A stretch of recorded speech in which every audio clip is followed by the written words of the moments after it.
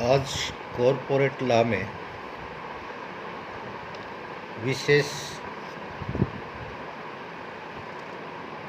उद्देश्य द्वारा किए जाने वाले कार्य business to be transacted by special resolution. Company अधिनियम के अनुसार निम्नलिखित कार्य विशेष प्रस्ताव द्वारा किए जा सकते हैं। नंबर 1, धारा सेक्शन 17 के अनुसार कंपनी के रजिस्टर्ड कार्यालय को एक राज्य से दूसरे स्थान में स्थानांतरण अथवा उद्देश्य वाक्य में परिवर्तन करना। दूसरा, धारा 21 के अंतर्गत केंद्रीय सरकार की पूर्व सहमति से कंपनी के नाम में परिवर्तन करना। तीसरा, धारा 31 के अनुसार कंपनी के पार्षद अंतरिणी में परिवर्तन करना। धारा 81 के अंतर्गत बिना पूर्वाधिकार के विदाउट राइट ऑफ प्रीएम्प्शन और अंशों का निर्गमन करना। धारा 99 के अनुसार संचित अंश पूंजी का निर्माण करना, जिसमें आयोजित पूंजी केवल समापन पर ही मांगी जाती है। धारा 100 के अंतर्गत अंतरिणी में व्यवस्था होने पर न्यायालय के पुष्टिकरण के अधीन अंश पूंजी में कमी करना। धारा 106 के अंतर्गत किसी वर्ग के अंशधारियों के अधिकार में परिवर्तन करना। धारा 146 के अंतर्गत कंपनी के रजिस्टर्ड कार्यालय को उसी राज्य में स्थान से दूसरे स्थान पर स्थानांतरित करना। धारा 163 के अंतर्गत कंपनी के रजिस्टर एवं अभिलेखों को कंपनी के रजिस्टर्ड कार्यालय के अतिरिक्त अन्य स्थानों पर रखना। धारा 208 के अंतर्गत पूंजी में से ब्याज का भुगतान करने के लिए। धारा 237 के अंतर्गत कंपनी के मामले का निरीक्षण करने के लिए निरीक्षक की नियुक्ति करने के लिए। धारा 261 कुछ निर्दिष्ट व्यक्तियों को संचालक नियुक्त करना।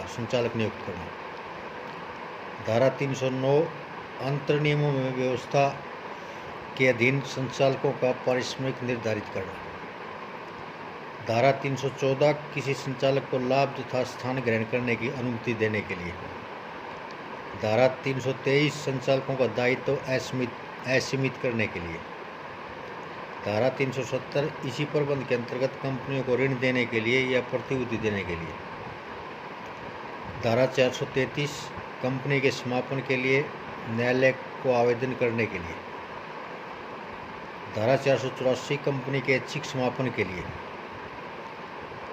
धारा 494 ऐच्छिक समापन में निस्तारक को कंपनी की संपत्तियों के विक्रय के प्रतिफल में अन्य कंपनियों के अंशों को स्वीकार करने की अनुमति देने के लिए। धारा 552 ऐच्छिक समापन की दशा में निस्तारक द्वारा निर्दिष्ट अधिकारों के प्रयोग की स्वीकृति देने के लिए। धारा 517 कंपनी तथा उनके लेनदारों की प्रबंध योजना को स्वीकार करने के लिए। धारा 550 ऐच्छिक समापन की दशा में कंपनी की पुस्तकों की व्यवस्था करने के लिए। ये कुछ ऐसे उद्देश्य हैं जिनको कि स्पेशल रिजोल्यूशन में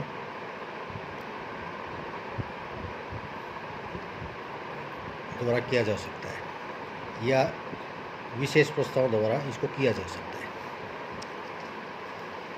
विशेष सूचना वाले प्रस्ताव resolution requiring special notice. Company अधिनियम के अंतर्गत कंपनी अधिनियम अथवा अंतर्नियमों में किसी प्रस्ताव के लिए विशेष सूचना की व्यवस्था होने पर ऐसे प्रस्ताव को सभा में प्रस्तुत करने के लिए उसके प्रस्ताव को सभा की तिथि के कम से कम 14 दिन पूर्व इसकी सूचना कंपनी को देनी होती है।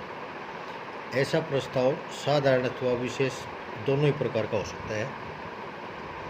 उक्त 40 दिन की अवधि में सूचना पहुंचने का दिन या सभा का दिन सम्मिलित नहीं किया जाता। ऐसी सूचना प्राप्त करने पर कंपनी को सभा की तिथि के 7 दिन पूर्व इस प्रस्ताव की सूचना सदस्यों को व्यक्तिगत रूप से अथवा उपयुक्त समाचार पत्र में विज्ञापन द्वारा देनी होती है। कंपनी अधिनियम में ऐसे प्रस्ताव जिनके लिए विशेष सूचना की आवश्यकता होती है वो निम्नलिखित हैं। नंबर 1, धारा 255 के अंतर्गत अवकाश प्राप्त करने वाले अंकेक्षक के अतिरिक्त अन्य किसी व्यक्ति को अंकेक्षक नियुक्त करने के लिए अथवा यह स्पष्ट घोषणा करने के लिए कि अवकाश प्राप्त करने वाला अंकेक्षक पुनः नियुक्त न किया जाए। धारा 261 के अंतर्गत ऐसे व्यक्ति जो संचालक नियुक्त नहीं किए जा सकते हैं उनको संचालक नियुक्त करने के लिए विशेष प्रस्ताव, और धारा 22 के अंतर्गत किसी संचालक को उसके कार्यकाल से पूर्व हटाने के लिए प्रस्ताव। प्रस्तावों के प्रबंध में सचिव के कर्तव्य। प्रस्ताव एवं संकल्पों के विषय में कंपनी सचिव के महत्वपूर्ण कर्तव्य हैं, जो इस तरह से हैं। नंबर 1, संचालक मंडल की सभा में प्रस्तुत किए जाने वाले प्रस्तावों पर संचालक मंडल के अध्यक्ष से तथा वार्षिक साधारण सभा या असाधारण सभा से संबंधित प्रस्तावों पर अध्यक्ष तथा संचालक मंडल से परामर्श करना चाहिए। दूसरा, विशेष प्रस्ताव की दशा से में संबंधित सभा की सूचना में इस प्रस्ताव के आशय का स्पष्ट उल्लेख होना चाहिए। ऐसे प्रस्तावों के संबंध में जिनके लिए विशेष सूचना की आवश्यकता है, सचिव को यह देखना चाहिए कि उनकी सूचना उचित रूप में नियमानुसार प्राप्त हो गई है तथा उसकी सूचना सदस्यों को भी सभा की तिथि से कम 7 दिन पूर्व दे दी गई है। चौथा, संचालक मंडल की सभा के किसी प्रस्ताव को जो मंडल की सभा के वांछित संख्या के सदस्यों द्वारा दिए गए पतों पर भेजकर यानी एड्रेस पर भेजकर हस्ताक्षरित किया गया से कार्रवाई विवरण पुस्तक में लिखकर अगली सभा में उसकी पुष्टि करनी चाहिए। पांचवा, विशेष प्रस्ताव पारित होने के 30 दिन के अंदर रजिस्ट्रार को उसकी एक प्रति भेज देनी चाहिए। सदस्यों द्वारा प्रस्ताव के विवरण को सदस्यों में प्रसारित करने की मांग करने तथा नियमानुसार व्यय जमा करा देने पर प्रशासन की व्यवस्था उसको कर देनी चाहिए। ये सचिव के कर्तव्य थे जो विशेष प्रस्ताव के प्रबंध के विषय में है। Thank you.